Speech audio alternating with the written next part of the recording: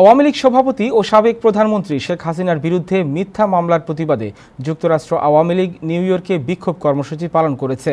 সোমবার new York Bangladesh consulate general অফিসের সামনে এই কর্মসূচি পালন করা হয়। সংগঠনের সভাপতি ডাক্তার সিদ্দিকুর রহমান এবং সাধারণ সম্পাদক আব্দুস সামাদ আজাদের নেতৃত্বে দলের অঙ্গ ও সহযোগী সংগঠনের নেতাকর্মীরা অংশ নেন এই কর্মসূচিতে।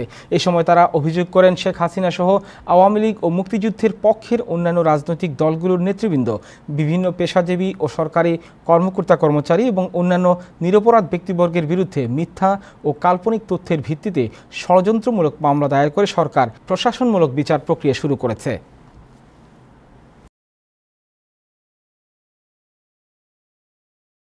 বাংলাদেশে যে মিথ্যা মামলা সর্বকালের সর্বশ্রেষ্ঠ বাঙালি জাতীয় দল বঙ্গবন্ধু জননেত্রী শেখ হাসিনার বিরুদ্ধে যে চার্জশিট দেওয়ার কথা আছে, 20 তারিখের কথা ছিল, হয়তোবা সেটা ডেট চেঞ্জ করে তারই প্রতিবাদে আমরা এখানে বিক্ষোভ সমাবেশ করতে এসেছি।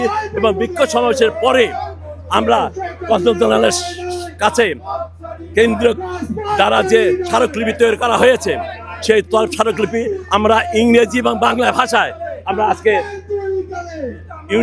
কনসুলেটের সাহেবের কাছে আমরা হস্তান্তর করব।